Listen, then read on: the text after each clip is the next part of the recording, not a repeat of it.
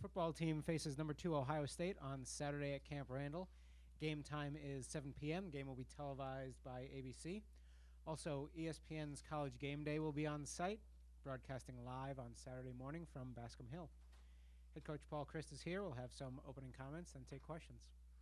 Well, I thought last week really enjoyed being with the kids and thought we got a lot out of the bye week. And looking forward, obviously, getting back and getting a chance to be back home and playing Ohio State. It'll be fun for the kids and need to have a great week of preparation and get to start that in earnest today. So looking forward to that.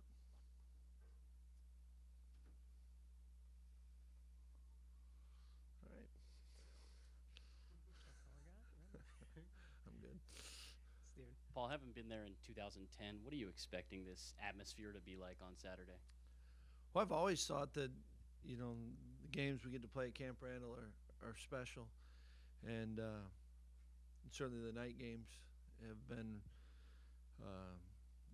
really electric. And so I anticipate that. And I think it's up to us to give the fans some energy. I think they'll have it, but we still got to go out and play well, and that's what I want our kids to focus on. But want them to enjoy. It'll be a good atmosphere, a really good atmosphere, and I think that, and you want the kids to enjoy that, and I think the best way to enjoy it is having a good week of preparation, and so they can be confident going into the game and go play the game. Jeff. Paul, Alex Hornibrook doesn't have a long history here, just what we've seen in practice in the few games. What signs have you seen from him, whether it's in camp, spring ball, or in limited gameplay, that give you confidence he's going to be able to bounce back from a performance he didn't feel comfortable with? I do feel that, kind of part of his makeup, not everything went well in the games that he played, and yet I think that he's got a good understanding of when they don't, why it didn't. I think when guys, not just Alex, any player, if you can't identify something, then it's more unnerving. But when you know it's something that you're doing or not doing that you can control, I think that empowers you. And so I think that, it's another new challenge, new experience for him. But I'm very confident that he'll be himself, and that's a good thing. Jesse. Paul, what's your assessment of the running game so far this season, and have you gotten as many explosive plays as you would like? No. And, we've been really inconsistent, and that's what we've been working on but need to continue to work on, because I think the explosive plays come. I think if you start, I think there's been a few instances where, we've been trying to make the explosive run instead of just taking what's there, and I think the explosive runs are byproducts of just doing your job well, and then you break a tackle or ends up creasing, but we've been inconsistent. Andy in the back. Paul, what are the distinguishing characteristics of the Ohio State defense that make it different from the Michigan defense? Well, I think that it's a really good, sound scheme. They've got really good coaches, and I think they've got players that understand their role in the defense. They understand their 1/11th of it, and I think they've got really talented players. So I think it's a combination, and all defenses are like this. I think all good defenses are a combination. It's a good scheme with good players executing the scheme, and I think they're a team that takes advantage of defense. It takes advantage of, if it's the ball's location in the passing game's not right, their guys can finish it with a pick. Some teams, you don't have maybe the breadth of ball skills that they have, and I think the same thing in their pressures, as far as getting off blocks and finishing either tackles for losses, sacks. I think they run extremely well, and I think they're good football players and a good scheme. Paul, when you talk about inconsistency in the running game, how much does injuries, inexperience, the quality of the opponent, how much is all that factored in? I think all those are real parts of that, and I think that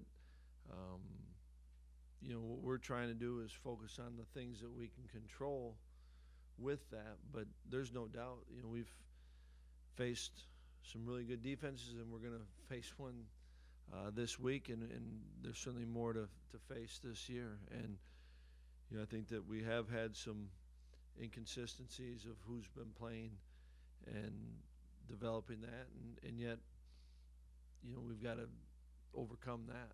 And so I think all the things that you mentioned are factors in it, and yet all that matters is that we get better and become more consistent.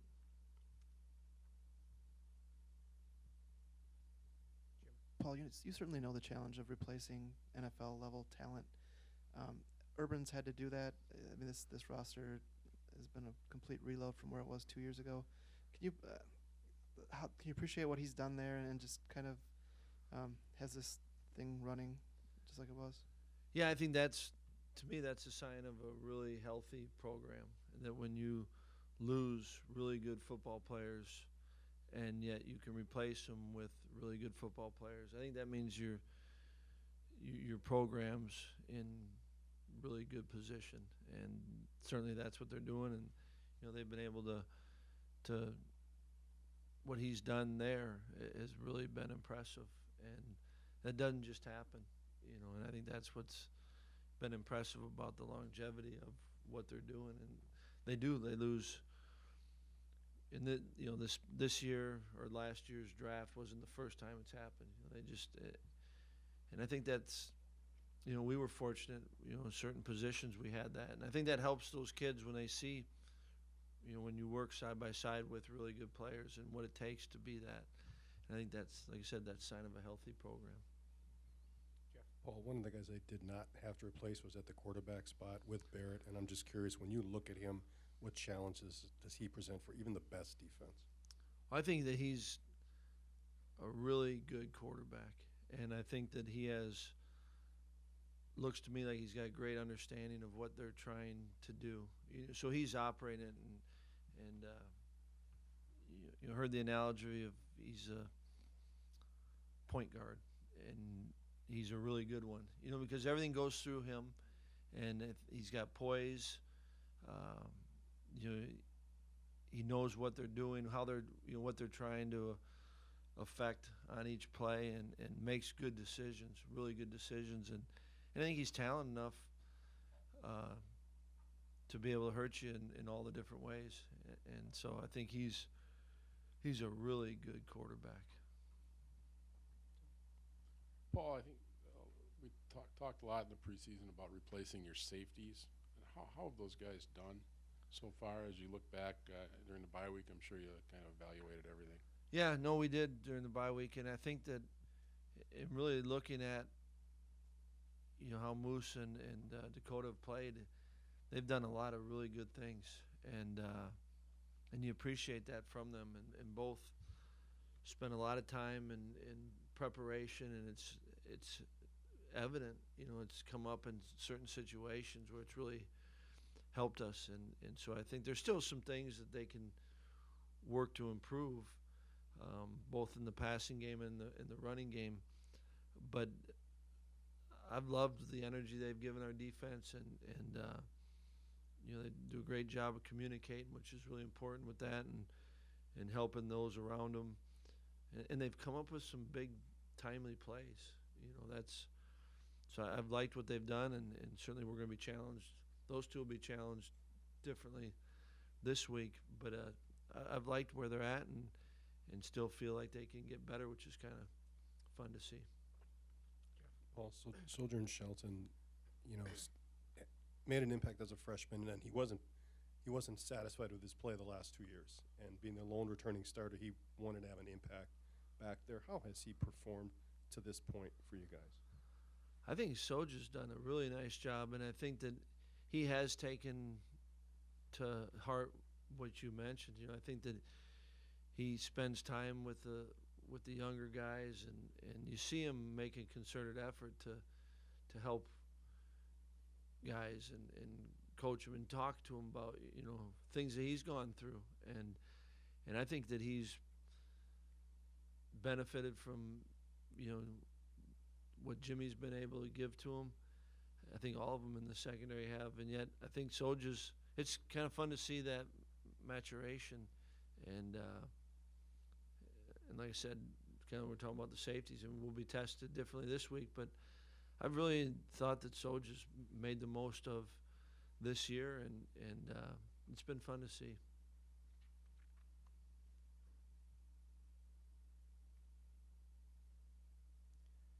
Anything else for Coach? Nope. Jeff? All right, thank you. Oh, Lesson plans. And, we talked about your run game, but I think Ohio State's the only team in the country that hasn't given up a rushing touchdown. And you touched on their defense, but what is it? A stout front and linebackers who can run? Is it scheme as well? yeah, I mean, I think it fits into what I said earlier in that it's a good scheme, sound, good football scheme, and they've got guys that play it well. I mean, they are playing, and I think they're playing with confidence, but they're playing fast. They get off blocks, and I think they've done a nice job too of teams of they're keeping them. There aren't a lot of it. You go look at, let's watch all the red plays in the red zone. There aren't a ton of plays, and so they're doing the things, from the start of the drive and keeping that from getting down there and having a lot of kicks at the can, But I think it's a really good defense, and you can see why people are having a hard time moving the ball and scoring on them. Paul, you had mentioned you had confidence that Alex will learn from what happened against Michigan. Offensive line fit into that same mold? Yeah, I think it's part of our job is to help them find their confidence, and I'm not saying that there's not boy, I'm worried about this group and their confidence, but you got to earn it, and you got to help show them ways that they can, and we've been tested a number of different ways, and I think through that it can also give you confidence, and then there's another challenge which can be another opportunity that's presented, and so I think you try to maximize those opportunities, and we'll be challenged in a number of ways as a team, offensive line. Alex, you can go individual, you can go groups, or you can go as a team, and that's what this week is. It's a heck of a challenge, but those are also, and people probably get sick of me saying this, but those are great opportunities. Do you plan to put Micah or slide Micah back in at left guard and Michael back to center? Is that? We've been kind of all this whole time, trying to figure out the best use of our guys and talents, and I think that's one thing last week helped a little bit with getting some guys hopefully a little bit more healthy, that we can work on those combinations and then settle in, and then it's about executing. Tom? Why hasn't Corey broken out? What do you think, and what will it take to get him kind of being the player we expected? Yeah, I think that in looking back over the first few games, there's some times where we've been inconsistent up front, and there's some times where I think that he's been a little bit impatient, and I think we were talking about it earlier about trying to create the big play instead of just taking it when it presents itself. And so I think that was good for him to see, and it's the discipline of the little things, of being on your track and kind of understanding when it's there and when it's not there. And so I think that it was good for Corey to see that, really all of our backs, and so all 10 got to help Corey, and yet I think there's some things that Corey can do to help himself, and so that's what we got to work on. Paul, you won't have Vince this week for the game, but what can he do in the lead up to it as a captain? How can he help you this week? Well, I think number of things. Vince has played in big games, and he can help guys that maybe haven't. Vince always, last week he gave us, we're practice, and Vince gives you emotion, he gives you energy, and he'll do all that. And he may not play, but he's vested in this group, and so he'll do whatever he can to try to help the group. Anything else? All right, All right. thanks. Thanks.